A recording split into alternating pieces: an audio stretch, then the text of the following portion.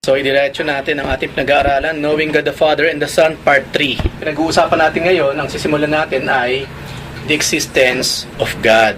Mahalaga itong pinag-uusapan natin kasi kung nagbabasa kayo, habang nagtatagal dumadami ang atheist. Kung papansinin ninyo, mas dumarami yung mga hindi naniniwala sa Diyos. Sa klase ng religious chaos meron ngayon, mas komportable ang mga tao minus religious belief. Kasi yung mga major groups na nagdaraw, especially ng mga terrorism, kasi mga religious people halimbawa Islam, diba? At maraming mga pumapatay din in the name of Buddhism, in the name of Hinduism, even in the name of Christianity, meron din.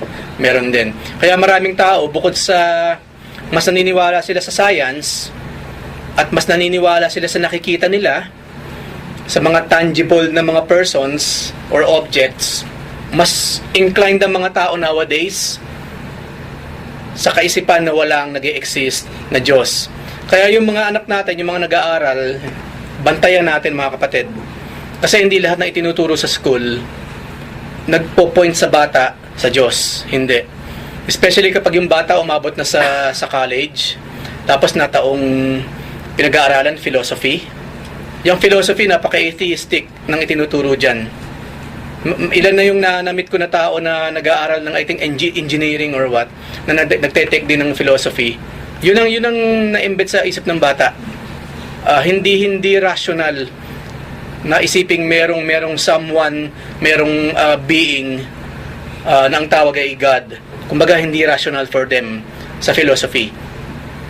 At mapag-uusapan natin mamaya yan, yung mga grupo ng mga tao na yan. Yung mga grupo naman, naniniwalang merong Diyos, yung mga religious people naman, it's so easy for them to resort to violence in the name of their God na pinaniniwalaan. Kaya yung generation natin ngayon, yung mga bata, tayong mga magulang, mga nakatatanda sa kanila, it is our sacred duty na bantayan yung mga bata. Paminsan-minsan kinakausap sila about God. Kasi you never know, lumalaki yung mga bata na nadidiminish yung belief niya sa Diyos. Okay? At ayaw natin dumating ang araw, kapag mature na yung bata, wala na siya sa poder mo, or nasa edad na siya para mag-decide on their own, wala ka ng kapangyarihan para i-share pa yung Diyos sa kanila. Hanggat bata talaga turuan na yung mga yan. Kasi basahin ninyo yung mga articles nowadays, they really do not believe in God anymore. Yung mga taong nagsasabi namang naniniwala sila sa Diyos, yung mismong buhay nilang nagsasabi, no, they don't believe in God at all. At mamaya mapag-uusapan din natin yan. So itong pag-aaral na ito, laging napapanahon. Hindi siya tumatanda. Okay, laging sumasabay sa pangangailangan nowadays. So the existence of God. The Bible begins with God. It does not give a formal definition of God, neither does it offer proof for the existence of God. Basta sinimulan yung aklat ng Genesis, in the beginning, God. Meron na kaagad supreme being naman na siyang may kinalaman sa creation ng physical universe. At never na si Moses, nagpaliwanag siya. What is this being I'm talking about? Ano ba itong Diyos na pinag-uusapan natin dito? Wala. Basta merong Diyos. Walang inoffer na proof dahil yung existence ng God, doon nakabase ang truth. Doon nakabase yung reality. Kasi kung walang Diyos, walang creation. At malinaw sinabi sa aklat ng Romans yan. Pinatunayan ng Diyos ang kanyang existence through creation itself. Hindi lamang intelligent being yung pinag-uusapan natin, kundi God. Ayaw nating babaan yung tawag dun sa nag-create sa lahat. Kasi maraming tatawag sa kanya, the grand architect of the universe, mga Freemasons kasi ang tawag na sa Diyos Kasi sa Freemasonry, sino mang Diyos ang kinikilala ninyo, walang problema, basta sama-sama tayo. Basta ang tawag natin sa mga Diyos na kinikilala natin na iba-ibang pangalan, the grand architect of the universe. Kaya nga yun ang symbol ng Masonry, di ba? Yung ruler saka yung compass na tinatawag. Ang Biblia, hindi siya tinawag sa ibang pangalan, kundi God, Elohim. Walang labis, walang kulang. However, there is abundance of evidence. Kahit walang pruwebang pinakita, sinabi si Moses, Maraming ebidensya for the existence of God and reasonable arguments for His existence. Pag sinabing arguments, iba't ibang klase ng kapamaraanan para ipaliwanag na mayroong Diyos na nag-i-exist. Hindi argumentong nagtatalo. Okay? Kundi explanations. Explanations. So letter A, the belief in the existence of God is intuitive. Nasa intuition siya. A belief is intuitive if it is both universal and necessary. Both scripture and history reveal that belief in God is universal. Ang kaibahan ng tao sa mga animals, meron tayong meron tayong God sense na tinatawag. We know there is a God, merong supreme being so powerful besides us na mga human being. Ang wala lang God sense yung mga animals. Instinct. Yan. Meron sila instinct, pero yung God sense wala. Kaya nga again, lagi natin pinapaulit-ulit, pero ulitin lang natin ulit na hindi tayo makakita ng mga aso na nag-ipon-ipon sa isang sulok at meron silang sinasambang deity.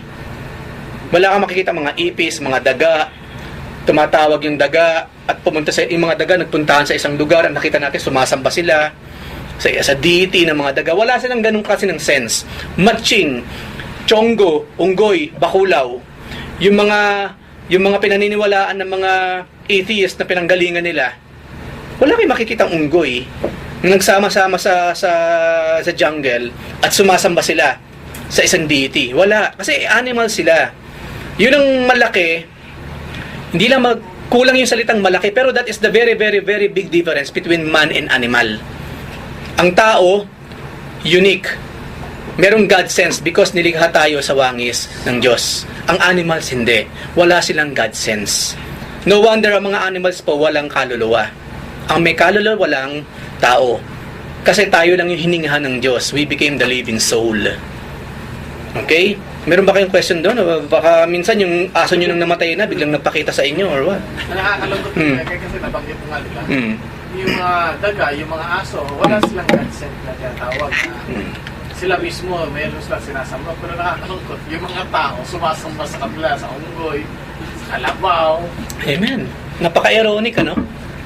Gagamitin ko yung term, yun yung tinatawag na stupidity. Idiocracy, sabi nga lang. Idiocy na tinatawag. Yung naturingan kang matalino tapos sasamba ka sa mga animals. Ha? Baka, aso, lahat ng klase. Kalokohan, ano? Kalokohan. Doon na umabot yung talino ng tao. Sa kabila ng nanotechnology, sa kabila ng yung genome, yung human genome na bilang na raw, saan nakarating yon? Sa kabila ng Hadron Collider ngayon na pinagkakaguluhan nila sa Europe para daw makita yung dark matter, yung God particle, saan nakarating ang utak nila? Di ba? Wala. Kahangalan nga naman daw, basahan lamang sa harapan ng ating Panginoon. Mga kapatid, mas matalino tayo sa kanila. Yung mga hindi naniniwalang nanggaling sa matching ang tao, mas matalino sa mga naniniwalang nanggaling sila sa matching. Kasi yun na lang maniwala ka nanggaling ka sa unggoy, sa chongo, sa matching, sa bakulaw. Malaking kahungkagan na yun eh. Foolishness. Right? So we are. Kahit mga nananalo pa ng Nobel Prize yung mga yan. Ano ba naman yung Nobel Prize? Di ba? Ano lang yun, para lang silang nagkaroon ng basahan na award. Kasi sa harapan ng Panginoon, yung talino nila, maruming basahan eh. So yung troping dala nila sa mata ng Diyos, basura din. Basura, walang mararating. Unless, sila yung mga taong naturingan scientist, matatalino, at naniniwala sa Diyos. Yun ang tunay na katalinuhan. Hindi naman po ang sinabi sa proverb. Oo. Isa ang maging matalino ng isang tao kung magkaroon silang pagkilala o pagkilala. Amen. Amen. Knowledge saka wisdom from our Lord. So, belief in the existence of God is necessary. Kanina intuitive eh. Nasa yun na yan eh. Taglay na natin yun. At the same time, necessary yung paniniwala sa existence ng God. In the sense that we cannot deny His existence without doing violence to the very laws of our nature. Kasi nga, yung nga sinabi ni sister nung nakaraan eh, buti raw yung earth hindi nalalaglag. At yung nga, tila ba, kumbaga, kung i-visualize mo, merong nakahawak doon yung Lord, di ba? Hawak-hawak siya ng Lord. Kasi merong kanta eh, He's got the whole world in His hand. Kaya nang pag binisualize mo, yun nga lang, Santo Niño, nakikita nila. Pero in a sense, totoo naman yun eh. Ang Lord ang nagsabi na, diyan ka lang, huwag ka malalaglag. Saka anyway, sa space kasi walang up and down eh. Saan malalaglag ang Earth? Eh sa space walang north, east, west, south space yun. Sa planet Earth, because of magnetism, merong north, east, west, south. Sa space kasi wala. There's no such thing. Kaya nga yung mga spaceships, yung mga satellite, wala namang north, east, west, south na sinusunod yung mga yan eh. Nakaturo yung kanilang mga instrumento sa stars. Limbawa, ano ba tawag doon? Yung naka-zone in na ganun, di ba? Yung cursor, let's say, nakatutok lang doon kunyari sa Mars. Nasaan man tayo magpunta, nandiyan ang Mars. Ito ang Mars. Oh, nasaan na ba tayo ngayon? Saan ba tayo nakaharap? Nasaan ba ang Mars? Ay, nasa likod natin. Dito na tayo nakaharap kasi nasa likod ang Mars eh. Ganun din, walang north, east, west, south. Kaya isipin natin, it's more wonderful than that. Yung thought na hawak ng Diyos, that's wonderful, I know. Pero it's more than that. It's more than that. Ika nga nung nakaraan, nabanggit ko, yung will ng Lord is enough para hindi malaglag yung mga planeta para hindi sila magbungguan. Hindi niya na kinakailangan iunat yung kamay niya at ilagay yung earth sa palad niya para hindi malaglag. His will is enough. No? Magkaroon ng kaayusan, hindi magbanggaan. That's more than enough. Yun ang kapangyarihan ng ating Panginoon. So, mahabang usapin yan, pero even sa law of nature itself, hindi mo mapag-uugma yung mga nangyayari sa universe, hindi mo talaga maunawaan kung hindi ka naniniwalang merong Diyos na kumokontrol sa lahat. Halimbawa, siguro naman kahit paano meron tayong idea, ano ba ginagawa nila doon sa Hadron Collider? Alam natin yung mga proton, pinagbabangga nila, di ba? Nagkakreate sila ng mini Big Bang. Yun lang naman yun eh. Pagbabanggain nila ng mabilis na mabilis, faster than light or what, yung mga proton, neutron, whatsoever, pag nagbanggayan, sasabog kasi sila. And through that, malalaman nila, paano ba yung Big Bang? Paano ba nagsimula ang lahat?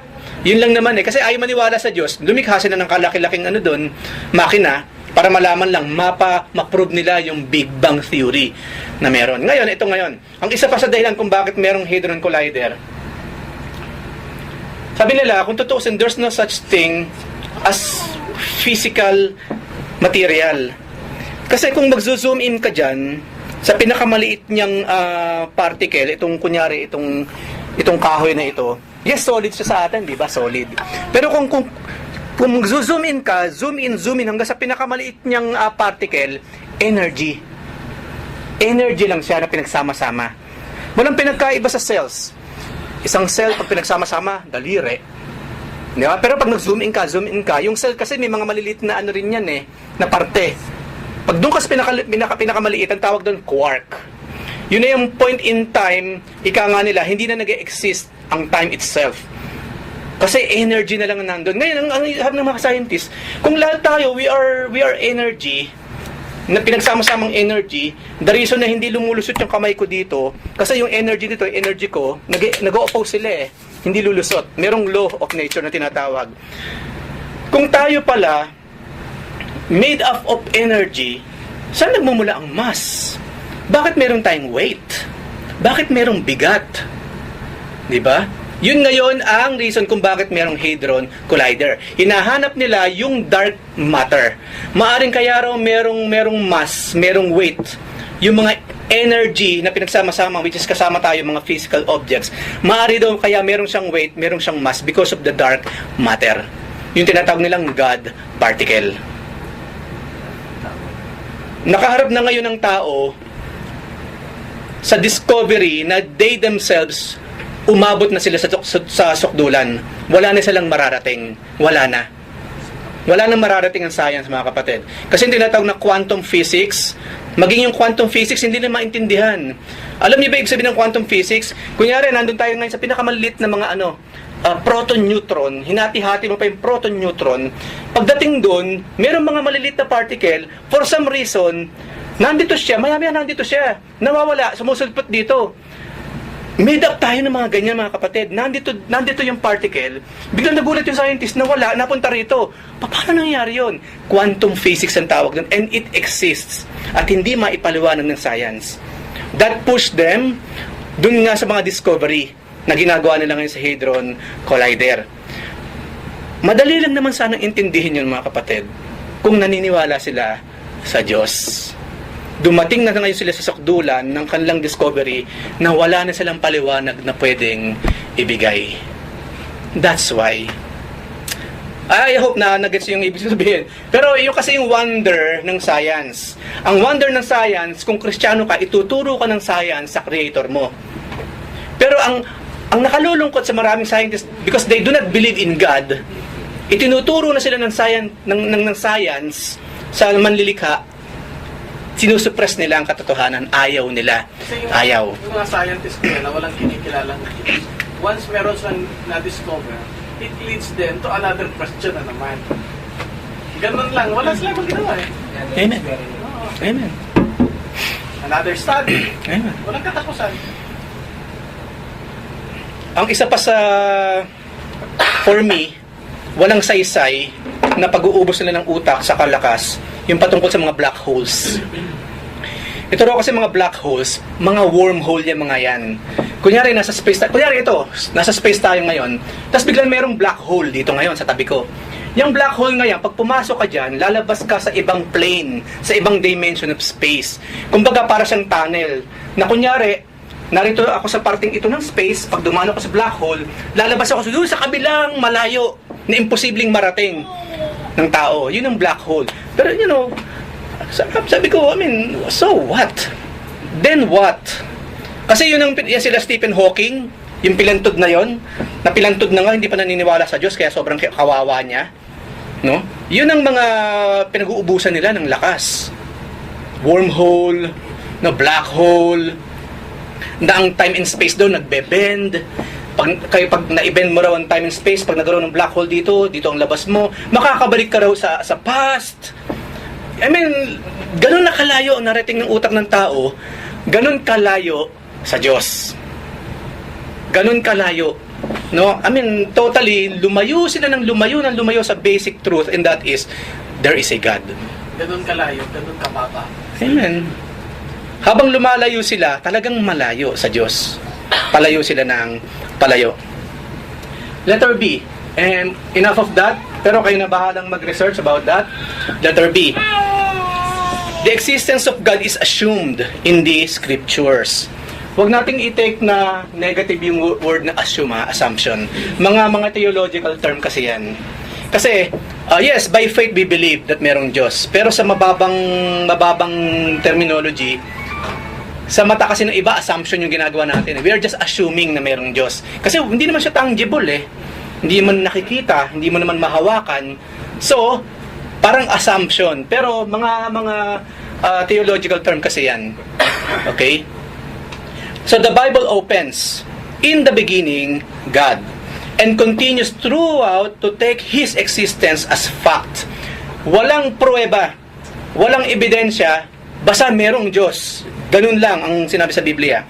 Furthermore, the scriptures do not argue nor prove that God may be known, nor do they speculate how the knowledge of God has arisen in man's mind. Yan kasi, yung knowledge about God, hindi siya magmumula sa tao. It will not. Never. Never. It is God who spoke. And nung magsalita siya, nung kausapin niya yung kanyang creation, then man realize, merong Diyos.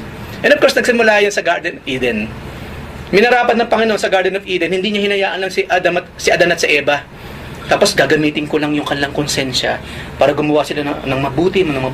Hindi. Talagang personally, nakipag-usap ang Diyos. Lumakad siya with Adam and Eve dun sa paradise. Dun, there and then, yung unang tao, nakita niya mismo, merong Diyos. Hindi nag-aksaya ng panahon ng Panginoon. Talagang naroon siya sa creation. Nang magmulat ng mata sa Adam, naroon na siya. Pero of course, after that, especially ng panahon ni Moses, of course, nagpapakita rin naman ng Panginoon through angelic beings, through many forms. Pero naisulat niya ang Genesis, merong Diyos.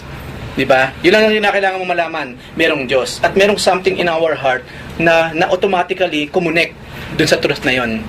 Because we have the God sense na tinatawag. Because we are created in God's image.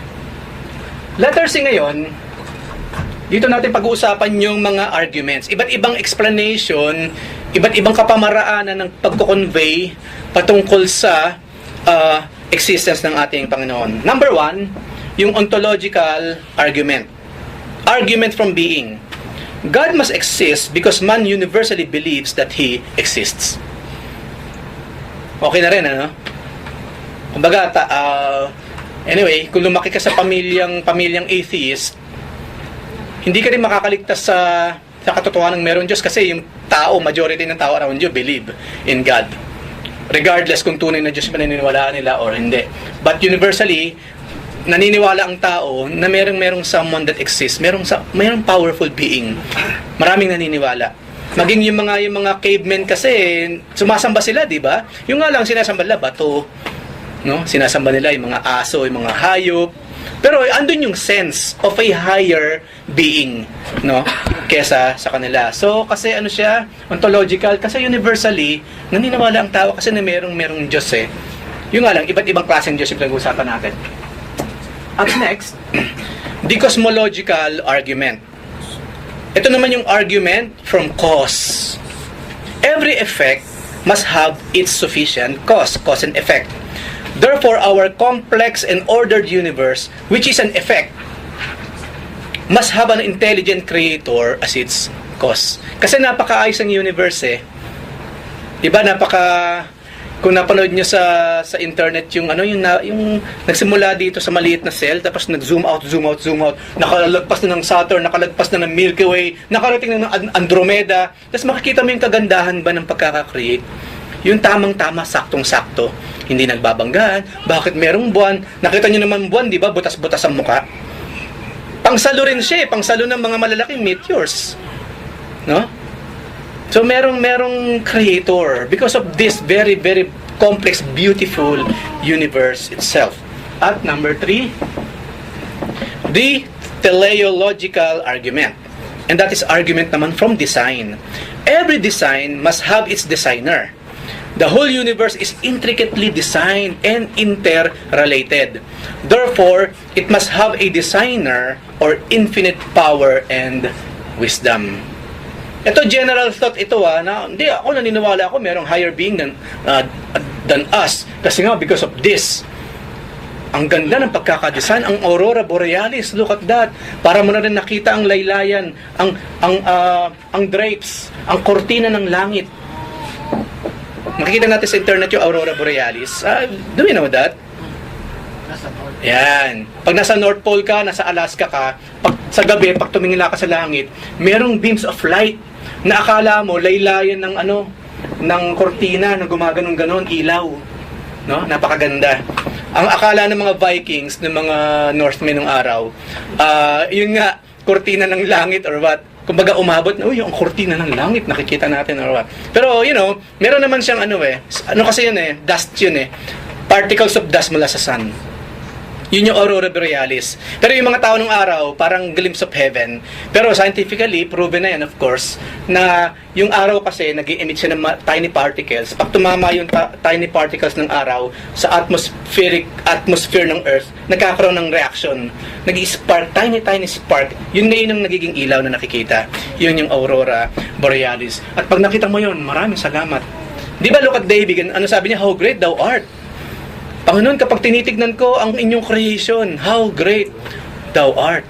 Yun yung kay David, kasi tinitignan niya Each time inaawit yun, saka each time nababasa ko siya, nadadaanan ko ulit. Kumbaga, pinapaalalahanan din tayo ng Biblia, kung sawang-sawa ka na sa buhay, kung sawang-sawa ka na sa mga nakikita mo. Minsan lumabas ka, tumingala ka sa langit, tignan mo yung mga stars, look at the moon, look at the creation from a distance, and you will see napakaganda ng nilikha ng Lord. Kasi I know, especially for us, it's so hard for us to appreciate that. Kasi nakakulong tayo lagi sa 4 na sulok ng opisina, 4 na sulok ng mga workplaces. Pag uwi ng bahay, 4 na sulok ng bahay. Kailan pa tayo huling tumingala sa langit, talagang na-appreciate natin yung kagandahan ng creation. Tayo yung sa minsan lumalabas tayo dapat. Hindi ngayon ha. At hindi rin sa Friday. Hindi rin naman. Pero ganun kasi si David lumalabas siya. No, doon siya siguro sa bundok, sa itaas ng temple or what, sa kanya ka. Tinitignan niya ang creation. Dinadama niya yung hangin. No? Yun ang creation kasi. At you will see, ang natural na sasambitin ng iyong kaluluwa, how great thou art. Number 4, anthropological argument naman. Ito yung moral naman. Moral argument. The nature and existence of man requires a creator who has a nature similar to, but greater than man. Man has an intellectual and moral nature. Therefore, his creator must be an intellectual and moral being, a judge, a lawgiver. Man has an emotional nature, and only a being of goodness, power, love, wisdom, and holiness could satisfy such a nature. Man has a conscience. Yun ang pinaka-basic natin Nilagay ng Lord yun sa puso ng bawat tao. Magkaroon tayo ng conscience. O yung tinatawag na knowing good and evil. Yun. Nagkaroon tayo ng knowledge between good and evil. A sense of right and wrong. Where did he get this standard of right and wrong? We must believe that there is a God, or believe that the very root of our nature is a lie. Kaya nga yung mga atheist, katulad na Charles Darwin, ayaw nila sa Diyos Kaya hindi sila naniniwalang may Diyos kasi immoral sila Yun lang naman The reason ang tao ayaw maniwalang may Diyos, sinusupress yung katotohanan ng may Diyos kasi immoral sila, wala nang iba pa. God is a moral God. Meron siyang law. And that is holiness, righteousness, binanggit natin yan kanina. Ayaw niya nun. Gusto ko, ayoko ng may Diyos. Hindi totoong may Diyos. Bakit naman? Kasi gusto ko, hindi lang isa ang puso ko. Gusto ko dalawa. Ayoko nung namamangka sa isang ilog lang. Gusto ko 2, 3. Immoral. Tingnan nyo yung klase ng buhay meron yung mga tao, yung mga atheist. Immorality. Punong-puno ng immorality ang isip, ang buhay. Kaya ayaw nila sa moral God. Ayaw nila nung merong someone na laging nagsasabi, yan ka na naman. Ayaw nila nang sumasaway. Ayaw nila nang re-rebuke sila. Galit na galit sa mga Kristiyano because tayo yung mouthpiece ng Lord Sa bawat gawa na ng kasalanan, it is us na ginagamit ng Lord para paalalahanan sila. Kaya galit din sila sa atin. Yun lang naman yun. Magbo-boil down kung bakit merong atheist, kung bakit maraming tao ayaw maniwalang may Diyos because they are immoral. Makasalanan. Ayaw nila nung merong sumasaway sa kasalanan kanilang ginagawa. Meron ba kayong gustong idagdag? Nabanggit ng Lord na ayaw, kasi siya yung liwanag. Ayaw lumapit kasi ilalantad ng liwanag yung gawa nila sa kanilang. Napaka-straightforward ang sagot ng Lord, Kumbaga parang ganito, kunyari, susunod-sunod tayo kay Jesus Christ. Tapos nakita natin yung wonder, yung bulag nakakita, yung pilay nakalakad, yung pipi nakapagsalita, yung patay na buhay, lumakad sa tubig, no? Tapos, along the way, wala pa rin mga wala pa rin believe yung mga tao. Tayo mismo magwa-wonder, how come itong mga taong to, sa kabila ng lahat ng pinakita ni Jesus Christ, ayaw pa rin maniwala. Kala ko ba to cease to believe kayo? Ang dami nyo na nakita. Nakailang kubos na kayo na nanggaling doon sa ilang piraso, ilang isda, tapos ayaw pa maniwala. Yun lang yun. Kasi mas gusto na sa dilim. Kasi pawang kasalanan ng kanilang ginagawa. Yun yung tinatawag suppression of the truth. Matinding kasalanan yun. Yung alam mo ng katotohanan and yet ayaw mo, suppression ang tawag doon. Parang si Satanas. Si Satan kasi, all the truth alam niya All the truth about God, he knows. Nanggaling siya doon sa mismong paligid ng trono ng Diyos. And yet, he chose to rebel against God. Tinwist niya yung katotohanan. Okay, panghuli po dito sa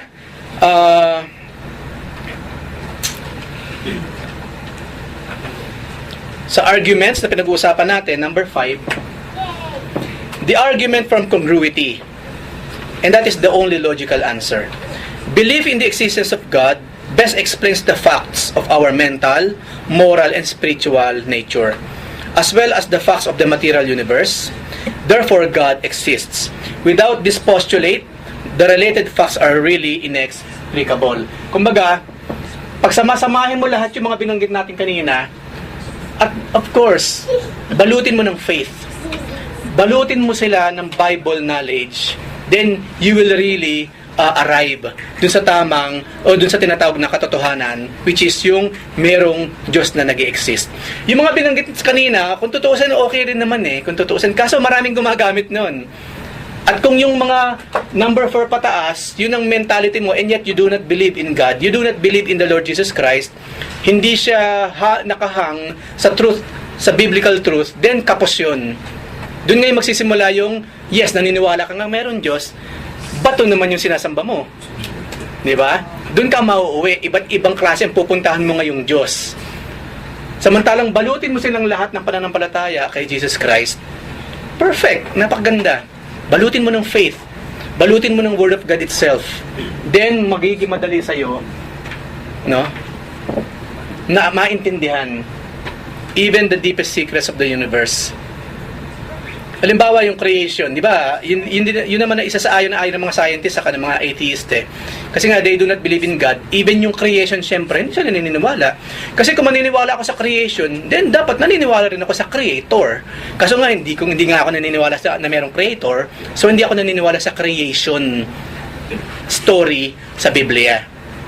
Alam nyo, ang sasabihin kasi nila, sinong witness?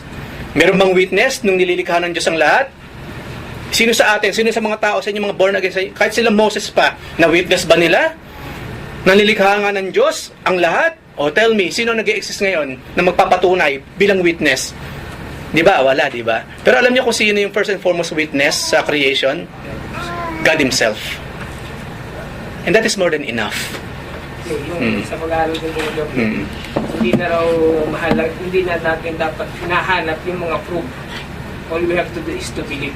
Of course. Amen. Dahil nireveal na ng Biblia. Amen. Nakasulat na kasi siya eh. Nakasulat na siya.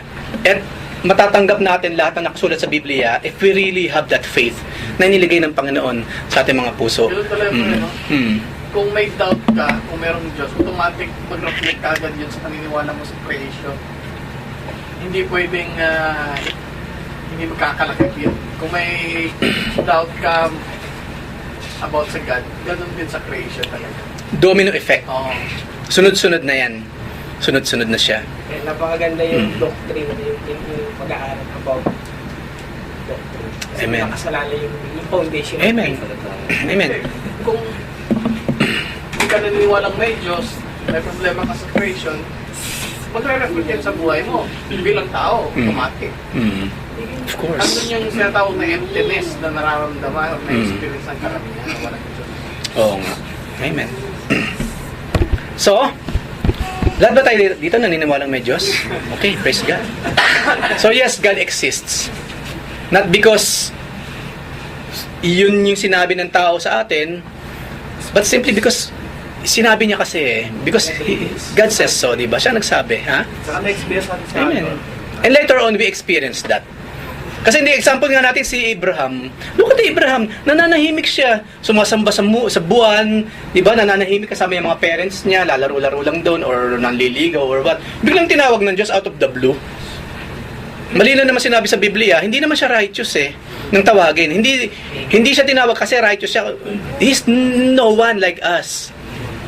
He's not even qualified. Amen. He's not even qualified. Sumasamba nga sa moon god eh. Basta ganun kasi ang Diyos eh. No? Basta minahal ko siya and the rest is history. Isang araw talaga nandun yung pagtawag ng Diyos eh. Doon lang naman nagsisimula ang lahat eh, sa pamagitan ng salita ng ating Panginoon. And we know, sa creation ganun din. Ang lahat ay pawang nalikha sa pamagitan ng salita ng Diyos. At ganun din ang ginawa niya kay Abraham. Out of nowhere, of nothing, biglang merong sumibol na faith kay Abraham. Meron siyang na-realize na truth about many things about God. Because God mismo ang nagsalita kay Abraham. Kasi marami ng tao nag-exist by that time, ng panahon ng Abraham. Pero siya ang pinili ng Diyos eh. You know, kung siya ang pinili ng Diyos, then so be it. So be it. Pangalawa, pag-usapan naman natin yung essence. Ngayon, totoong tayo naniniwalang meron Diyos. Ano man yung kanyang essence? Diba? Esensya, let's say. Ano ba sa ibang salita yung essence? Halimbawa, essence of banana. Anong sabihin nun? Talaga. Of course, sa isang, kumbaga, sa moral, sa mga, kumbaga, by heart na meaning, yung ano siya, kahalagahan, ano. Pero halimbawa, sa mga normal na mga bagay, ginagamit mo yung word na essence. Ha? Essential naman yun. Ang kailangan. No? Halimbawa, sinabi ko, isang oras ka nagsalita dyan, pero parang wala akong essence na nakuha yata. Ano ibig sabihin nun? Ano yun? Ha?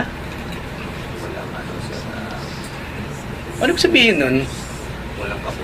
Ay, parang walang kabuluhan, ano? Walang reason akong nakita eh. Walang katalinuhan. No? Walang kabuluhan. Walang sense. Walang sense. Pero yung pinag-usapan natin ngayon, yung binanggit ni Kuyang kanina. Kasi pinag-usapan natin walang iba kundi ang Diyos himself. By the way, hindi po natin ito pinag-aaralan kasi kung sino man yung sumulat ng aklat na ito, ba 100% talaga nakilala na niya ang Diyos at 100% naiintindihan niya yung kaibuturan ng puso't isip ng Diyos. Hindi po. Kundi yung pinag-uusapan po natin kasi ito na yung written mismo sa Biblia. Hindi po ito yung tipo na kapag binasa mo sa Biblia, wala naman dito yung sinasabi ng author. Hindi. Biblical po lahat ang pinag-uusapan natin. So whatever is na revealed na sa Biblia, yun yung pinag-aaralan natin ngayon. Walang labis, walang kulang. Hindi po natin ginagawa dito yung extra biblical na mga pag-aaral. Pag sinabi pong extra biblical, hindi mo mahagilap sa Biblia, and yet yun ang ginagawa, yun ang pinaniniwalaan. Hindi natin gagawin yun. Kasi walang dagdag dapat at walang bawas. So pag-usapan natin ang essence of God, sang-ayon na rin mismo sa Holy Scriptures. Pero syempre, pag-uusapan muna natin yung non-Christian worldview. Ngayon pag-uusapan natin, yung pinag-uusapan natin kanina, the atheistic view. Ngayon, ang mga atheists, hindi lamang isang klase. Merong 3 klase ng atheist. At minsan or kadalasan, yung mga religious people, bumabagsak pa rin sila sa atheism kung tutusin. So, intindihin natin to. Letter A. Ano ba yung isa sa 3 klase ng atheist? Dogmatic atheist. Yan yung mga openly and dogmatically professes that there is no God. Atheist ang tawag doon. So, madaling intindihin, di ba? Pag hindi naniniwalang may Diyos, atheist yun. Pangalawa, sa klase ng atheistic view, virtual atheists. Ano sila? They hold principles that are inconsistent with belief in God, or that defines Him in terms that do violence to the common usage of the language. Ito yung naniniwala naman silang mayroong Diyos, pero yung paniniwala niya palinghado. Halimbawa, maraming salamat sa Diyos. Pare-pareho tayo may paniniwala dito. Tapos biglang maglalabas ako ng unggoy, yung maraming salamat po sa paghihipo ninyo sa mga ito. Yung pala, naniniwala ako may Diyos, pero sa unggoy naman ako naniniwala. Sa matching, sa ipis, sa bundok, sa buwan, sa mga dambuhala, kay Bathala. So, virtual atheist din ang tawag dyan. Because they don't believe on the one true God.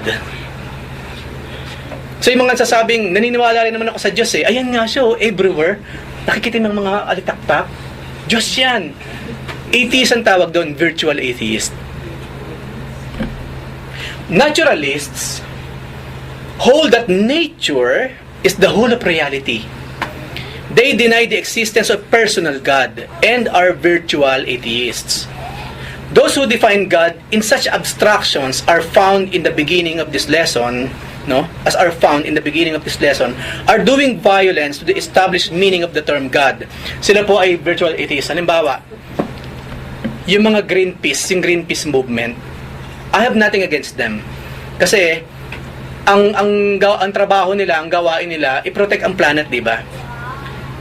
That's okay. That's okay. Pero meron kasi mga member ng Greenpeace, ang tawag nila sa Earth, Gaia. Especially yung mga New Age movement na tinatawag. Yung New Age movement, kalat na siya. At ako personally, nakikita ko, outside and inside of the church, maraming mga virtual New Age movement members. Hindi sila active members ng New Age movement, pero yung klase ng pananaw na meron sila, New Age na New Age. Pag-aaralan natin sa mga susunod yan, okay? Sa susunod natin pag-aaralan. Ang paniniwala nila, ang tawag daw sa Mother Earth. Kasi Mother Earth, di ba, Gaia ang pangalan niya. Ngayon si Mother Earth, living organism siya. Kaya kapag binutas mo siya, nasasaktan siya. At ang mundo po, according sa kanila, dahil nga living organism ang planet Earth, namamatay siya. Naging mystical na itong mga grupo na ito. Ang New Age, ganyan. Huwag mong saktan ng Earth. Huwag mong ubusin yung dugo niya, yung oil. Huwag mong ubusin ang dugo niya. Ganyan sila. Okay sana, di ba? Kasi pinaprotektahan yung planeta natin. Pero meron kasing belief. Merong dark belief behind. Mystical kind of belief. Yan yung mga virtual atheists. Hindi lahat ng mga member ng ng Greenpeace. Hindi. Pero I believe, kayo rin mismo, mapapansin nyo around us. Maraming members, kung hindi man members, closet members, kung hindi man active members, yung belief nila kasang-ayon sa New Age belief. New Age movement belief. Nagkalat siya yung mga Pastafarians, ganyan din naman sila eh. Look at them. Kailan lang nabasa ko, nagbubunyi sila eh. Kasi, nagkaroon na sila ng license na magkasal. See, look at that. Look at them. Switzerland. First union. Amen. Isipin mo, no, yung mga nangyayaring yan, to be honest with you mga kapatid, inuulit-ulit ko pero hindi ako magsasawa, these are the signs of the end of times. Walang nangyaring ganyan nung araw, but now everything goes. Mapapansin ba ninyo, umaalagwa na ang gawa ng kadiliman? Fast-paced na ngayon. Lantad na yung gawa ng kadiliman nowadays mga kapatid. Inihanda ng lahat. At isa nga sa nakikita kong sign, yung mga world leaders themselves, clowns lahat. To be honest with you, I will be straight to the point. Kasama yung klase ng world leaders sa sign of the end times. Because these clowns, sila kasi ang magbibigay na authority sa Antichrist. It will happen. No, it will happen. It's starting now. Pababa ng pababa yung intelligence kung meron man, yung morality kung meron man, ng mga world leaders nowadays. Tingnan ninyo. Ngayon ang point ko, hindi naman maluluklok yan kung hindi may boboto eh. Pero at the same time, God's will happen. Kung loloobin ng Panginoon, malapit ng huling panahon, then everything will follow. Domino effect yan. Kasama yung mga nangyayari nowadays. But ang sa akin lang, be responsible enough. Huwag kang maging kaisa ng demonyo sa pagloloklok ng mga clowns. Yun lang sa akin. At least hindi mo masasabi, at least, Lord, no? Ginamit ko yung wisdom from you sa pagpili. Not because of popularity, kundi sa tamang pagpili ng moral. Moral na magiging leader. Na kung matalo man, kung manalo man yung hindi ko binoto, isa lang sabihin nun, niloob ng Panginoon. And punishment will follow. Ginagamit ng Lord yung mga taong yan to punish the people. Mapag-uusapan natin yan sa Friday. So, letter C. Panghuli. Kung merong dogmatic atheist, kung merong virtual atheist, meron din namang practical atheists. Ano sila? Are those who have been disappointed by those who profess to be religious and have rashly decided that all religion is fake. They do not outrightly rejected the concept of God. Naniniwala pa rin silang meron Diyos. But they may be called practical atheists so far as their religious interests are concerned. Sila yung mga taong yes, naniniwalang merong Diyos pero walang pakialam sa Diyos. Walang pakialam sa praise, walang pakialam sa worship, hindi dumadalo sa lahat ng gawain, hindi nagsisimba. As in, yun ang buhay niya. Pag Sunday, day off. Pag Friday, day off. No? Manonood lang maghapon ng TV, maglalaba, magpa-plancha, matutulog, kakain, matutulog, you know. Pero naniniwalang merong Diyos. Practical atheist ang tawag doon. Meron bang practical atheist sa atin? I hope napapansin ninyo ngayon na merong practical atheist na nangyayari even among us. Yan yung mga nagsasabing, o kuyang, wala ka na, may isang taong ka nang dinumadalo. Huwag kang mag-alala, brother, kasama ko ang Diyos. Come on. Isang taon kang hindi dumalo sa gawain, sumamba, sasabihin mo sa akin, kasama mo ang Diyos? Parang baliktad yata, ang Diyos ang sumasama sa'yo. Dapat ang Diyos, sa Diyos ka sumasama, hindi vice versa. Nakita niyo yung klase ng, makitid na kaisipan, meron sila kung sumagot. Walang problema, Brad, kahit 6 months akong hindi dumalo. No? Kasama ko ang Diyos. Practical atheists.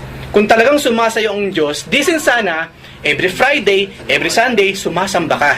Pero the mere fact na hindi ka sumasamba, kasi sinasabi mong naniniwala ka sa Diyos, you're a practical atheist.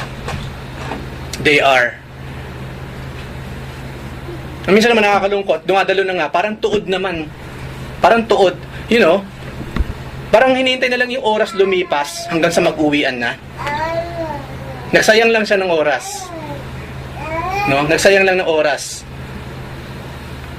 Hindi po pwede yung gano'n, dumalo ka. Ngayon bang para naobliga ka lang, sige na, dumalo na tayo kasi hanapin na naman tayo dun. Come on. Parang ganito eksena dyan eh. Parang ito yung mukha ng Diyos, pinagsasampal mong gano'n. Ganun po yun, ganun.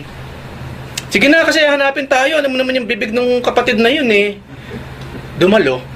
No? Dumalo siya. Because of that. Para mong hinawakan sa baba ang Diyos at pinagsasampal mo siya. I know it's funny, pero ikaw lumagay ka sa katayuan ng Diyos. Para kang pinagsasampal sa mukha ng mga ganung klase ng mga salita. To be honest with you. Hindi ako mahilig magpaligoy-ligoy eh. Para mong pinagsasampal sa mukha ang Diyos. Nakakalungkot, And yet maraming ganyan. O yan, dumalo ako Mamaya may masabi ka pa dyan. What's that? No? Tapos, hindi na naman dumalo. Papalo up mo. Bakit dumalo naman ako ng makalawang Friday, Yung bang may utang na loob ka pa ngayon yung simbahan? Mabuti nga dumadalo ako once in a blue moon Yung may utang na loob pa ngayon ng Diyos, yung bang parang tipong pag dumalo siya, ang Diyos nagpapatira pa sa paharan niya. Maraming salamat anak, dumalo ka. Naalala mo ako. Hallelujah to you. Parang ganun ang dating Diyos pa ang merong utang na loob kapag siya dumalo. Tayo ang may pangangailangan. Amen. Hindi tayo kailangan ng Diyos. Tayo ang merong pangangailangan sa Kanya. Mag-e-exist ang Diyos kahit wala tayong lahat. He will be God. Kahit hindi natin siya i-praise and worship, hindi mababawasan yung Kanyang holiness at power. Hindi mababawasan ang pagka-Diyos niya. It is us who needs Him. Tapos ganun pa yung ating mga ugali. No? Practical atheists. And I do believe, kung meron kayo na-experience ng ganyang klase ng mga tao around you. Practical atheists. Meron kayong gustong idagdag? Or question? Or what? Comment? Sa atheistic view na pinag-usapan natin. Ito muna yung mga world views, mga maling view ng essence ng ating Panginoon. So these are false. Yung atheistic view ay false. At meron pang isa, number 2. Ito yung tinatawag na agnostic view. Agnostic. This view affirms that neither the existence or nature of God, nor even the ultimate nature of the universe is known or knowable. Pag sinabing Gnostic, maraming alam. Pag sinabing agnostic, hindi natin malalaman yan. Yung mga pessimist ka agad, halika pag-aralan natin ng Diyos, mababaliw ka. Yeah, mga agnostic. Kita mo yung kapitbahay namin, pinag-aralan ng Biblia, nabaliw. Actually, umiiwas lang yung mga yan na masagiran ng salita ng Diyos, yung kalapastanganan, yung immorality na meron sila sa mga buhay nila. Gumagawa lang ng dahilan. Nakarinig na ba kayo mga taong gano'n? Ay, Diyos ba pag-uusapan natin? Kung ako sa inyo, wag nyo nang pag-usapan yan. Bakit? Nakita mo na ba ang Diyos? Si Jesus ba? Nakita mo na? Kumain ka ba ng tinamay? Kasama siya? Sinausaw mo ba? Or what? Kumain ka ba ng isda? Naroon ka ba ng panahon na yon? Kung ako sa inyo, wag na natin pag-usapan yan kasi matagal na nangyari na yan. Saka anyway, yun yung mga agnostic. Mas gugustuhin nilang walang alam sa Diyos kaysa pag-aralan ng Diyos kasi ang paniniwala nga kasi nila, hindi naman talaga natin maintindihan yan. Diyos kasi yan It's better for us naman, nahimik na lang, manood na lang ng TFC maghapon, kumain, gumising, matulog, ganun na lang gawin natin. Yung tinatag ng mga agnostics. Walang ka-effort para matuto. Kasi for them, naglagay na sila ng sariling barikada sa buhay nila. na pagdating sa Diyos ang pinag-uusapan, wala naman talaga makakaintindi sa Kanya, naglalagay na ng pader. Ikinukulong nila, nagkukulong sila sa hawla ng kawalan ng kaalaman pagdating sa mga bagay na yan. Yun yung mga walang pakialam. Agnostic ang tawag dyan.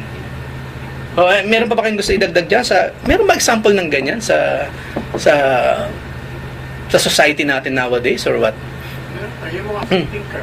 Ha? Ayan. Sige, Kuya Kid, i-share mo ngayon patungkol sa mga free thinkers. Ano ba yung grupo na yan? Yung kaibigan ko, ganyan siya eh. Proud siya.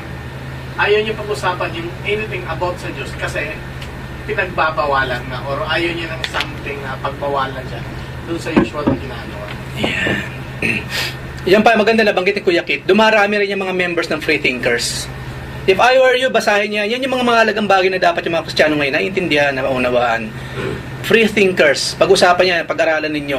Dumarami yung mga yan. Sa showbiz, mandami niyan. No, yung mga paborito ninyong mga artista, yung mga paborito ninyong mga kung sino man dyan, mga members niyan. Tsaka ano mo yun, kaya lately nalaman ko lang, sila mismo yung grupo nila, nagtatayo din sila ng organization about sa Star Wars. Lahat ng mga, yung mga fanatic na about ng Star Wars, akala nila yun lang, pero tinuturuan din na about being free thinkers. Oh. See, look at that. Nagsisimula lang sa pagiging fanatic as Star Wars. Ayan. Kasi wala naman Diyos na pinag-uusapan sa Star Wars eh, no? Wala naman eh. So nagka-capitalize sila ngayon doon, di ba? May the force be with you. Free thinkers. Bahala na kayo. Mag-spend kayo ng time sa pag-aaral. Basahin niyo yung grupo na yan. They're, kumaga parte na rin talaga ng generation sa huling panahon, sa society, sa huling panahon. At, meron ding tinatawag na, number 3, the pantheistic view. Pantheists regard all finite things as merely aspects, modifications, or parts of one eternal and self-existent being. It views all material objects and all particular minds as necessarily derived from a single substance. Yung mga nawawala sa sarili, ganyan mag-isip. Basahin mo na lamang nga yung mga sinasabi nila, ikaisipan nila, maguguluhan ka na eh. Lahat daw yan, kaya nga, again, yung New Age movement, ano nyo rin yan, i-research ninyo, napaka dangerous na paniniwala. Yung New Age movement, sila yung mga naniniwalang sila mismo ay Diyos. I am God! Ganun sila. Kasi parte sila ng eternal being, which is God. We are just modifications. Parte tayo, kumbaga. Kumbaga, parang ganito. Ano sinabi sa Biblia? Si Jesus ang ulo, tayo ang katawan, di ba? Sila naman ibang paniniwala nila. There is God and we are part of God, so we are God. Yan ang paniniwala ng mga yan. At marami pang makakalukuhang mga paniniwala. Parang pumapasok yan yung nila Oprah, no? Si Oprah talaga, number 1 na yan. Agent of the devil himself. Tapos maraming Kristiyano, paborito siya. Hindi ko rin maintindihan eh. No? Hindi ko maintindihan. Ha? Million ways to heaven. No? God is jealous with me. Ang Diyos pang naiinggit daw sa kanya. No? Yan yung mga taong yan. Kung meron pa sa inyo fan ni Oprah, please, magpaka-Kristiyano naman tayo. Hindi tayo pwede maging fan ng mga tao who hates God. Kung ako sa inyo, lahat ng mga paborito natin, artista man or sino man, singers, alamin mo anong klase kaya ang pagkatao nito, ano kaya ang paniniwala niya about Jesus Christ my Lord. Kasi kung yung paborito mong artista hates the Lord, bakit mo magiging paborito? Hate nga niya yung Lord mo eh. You get my point? Why? Kumbaga ang Lord ngayon, doon ipapasok yung jealousy ng Panginoon. Anak, paborito mo yung taong yan, lagi mong pinapakinggan yung mga kanta niya, lagi mong pinapanood ang mga pelikula, he hates me. Masakit ba yung ganon? Parang sa mga anak, kunyari, may anak ka, kunyari si Precious. Ngayon, merong tao, walang ginawa kundi alimurain si Kuya Chris. Sira-siraan siya. Yurak-yurakan si Kuya Chris. Tapos sasabihin ni Precious, favorite ko po siya. I like him. I like the person. I love him. Ano mararamdaman ni Kuya Chris? Di ba? Masakit yun. At ganyan din tayo, kapag tayo may mga paboritong pinapanood sa TV na napaka-anti-God naman, anti-morality, batang maliliit, ginagawang love team, what's that? Ang liliit pa, may boyfriend na, may girlfriend, pinagla-love team ng ganon. I mean, nagsasayaw, naka-two-piece. Ako, ito lang ang challenge ko lagi eh. Sa mga Kristiyanong mahilig pa rin manood ng mga ganyan. Yung nanonood ng beer house, ng nightclub sa TV. Kung yung asawa mo kaya, ang sumayaw doon na naka-two-piece, okay lang sa'yo. Kung yung anak mo kaya na babae, ang sumayaw doon na naka-two-piece, okay lang ba sa'yo? Kung hindi okay sa'yo, bakit ka nag-e-enjoy sa kanya? See? Hindi mo na nasunod yung pangalawang utos. Love your neighbor as yourself. Di ba ganun lang ka-basic? Ganun lang kadaling intindihin yan. Gustong-gusto mo yung bakla, nagpapatawa-tawa ka ng tawa sa joke niya, okay lang ba sa'yo anak mo maging bakla rin paglaki? O hindi, bakit ka papabayaan? O bakit gustong-gusto mo siya? You do not love your neighbor as yourself. Hindi mo na kaagad nasunod yung pangalawang utos doon. And of course, dawit doon yung pagmamahal sa Diyos. Dawit yan, hindi pwedeng hindi. They walk hand in hand. God, love for God, and love sa ating neighbor. Mahirap ba intindihin yung sinabi ko? Madali lang. Madali lang, di ba? So, again, bato-bato sa langit, ang tamaan, dapat lang. Dapat lang.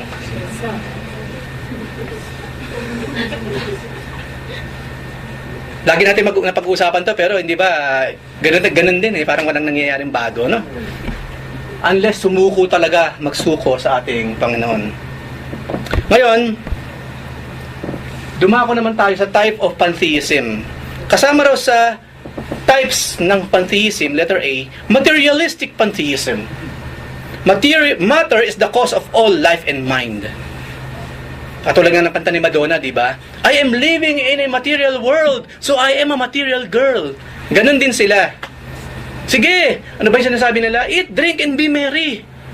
Hanggat may lakas ka, sige, magpakaligaya ka. Yan ang sinasabi ng mundo, di ba? Sige lang, uminom ka ng uminom. In heaven, there is no beer. That's why we drink it here. Di ba yung mga antatalino pa kung magsalita? Alam mo sinong henyo kung mag-ano? Napakahenyo pa, ang feeling pa niya, nakapagbahagi siya ng ginto ang mga aral eh. Yung maraming mga matatanda, ganyan kung magsalita, di ba? Makinig ka anak. In heaven, there is no beer. Seryoso yan ha, mula sa puso talaga yung pagkakasabi. Meron pang ganito, ako mismo nag-experience ko, anak, hindi tatay ko, someone older, sabi niya, alam mo anak, maging tuso ka paminsan-minsan. Eh, siyempre bata ako, tuso. You know, I mean, of course, alam natin sabihin ng tuso, maging wise sa English, di ba? Pero alam naman natin yung klase ng katusuhan eh, na itinuturo ng mundo eh. Maging wise ka naman, paminsan-minsan. Hindi wise eh, wise. Naranasan ko yun, talagang seryoso siya. Maging tuso ka paminsan-minsan, anak. Ako, kalit-lit kong bata. To be honest with you, I'm really, really glad na malit pa lamang ako, I believe nandun ng Panginoon. Naintindihan ko agad, bakit niya ako tinuturuan ng ganun? Malit pa ako nun, mga kapatid. No? Maliit pa. Elementary pa lang ako noon. Batang paslit.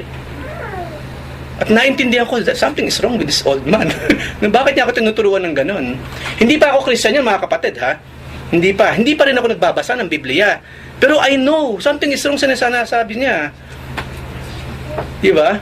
Something is wrong. At maraming ganyan. Talagang seryoso pa eh. Makinig ka. Papunta ka pa lamang. Hindi mga ganung salita. Come on. I mean, hindi ubra sa akin yung, di ba? Hindi naman ganun yun eh. Hindi ganun ang buhay eh. No? Hindi ganun ang buhay.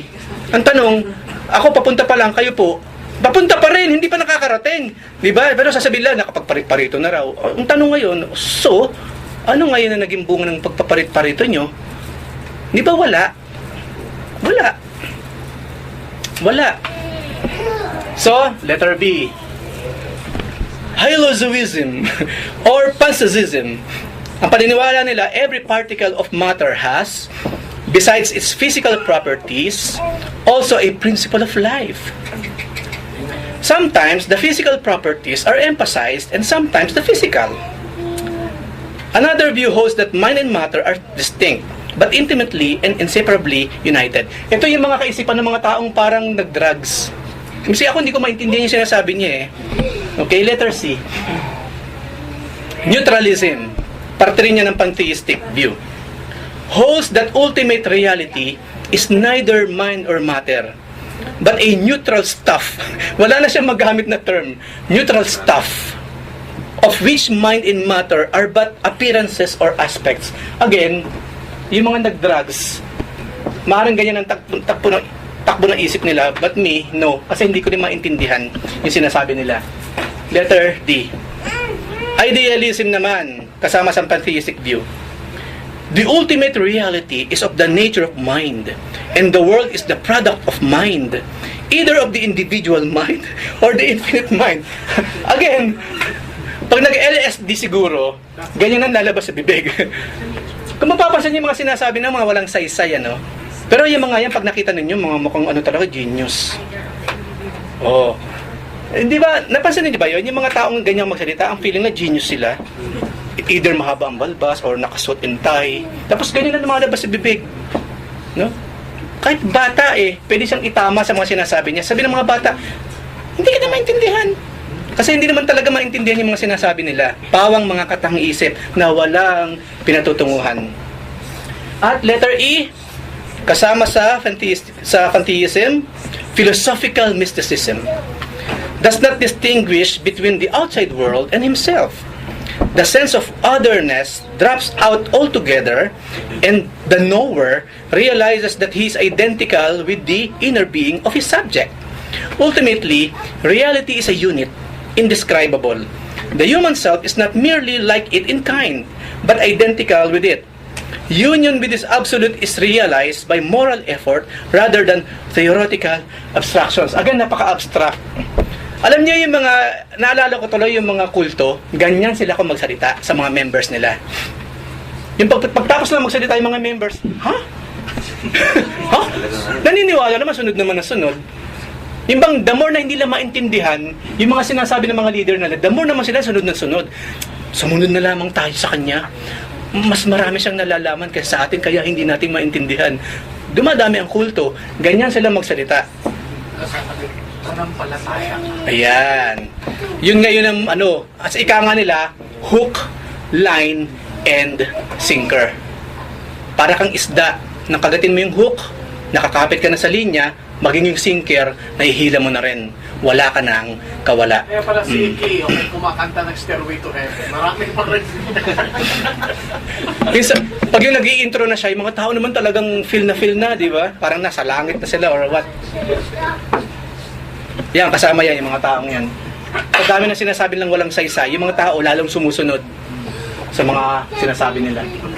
At, pang-apat po, merong tinatawag na polytheistic view.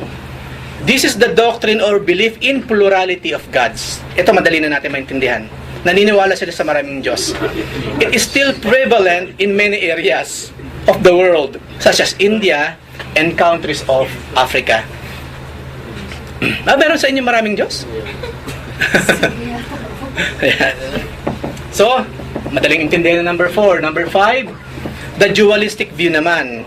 This theory assumes that there are two distinct and irreducible substances or principles. Idea, object, mind, matter, good, evil. In religion, there is good, and that is God, and evil, and that is Satan.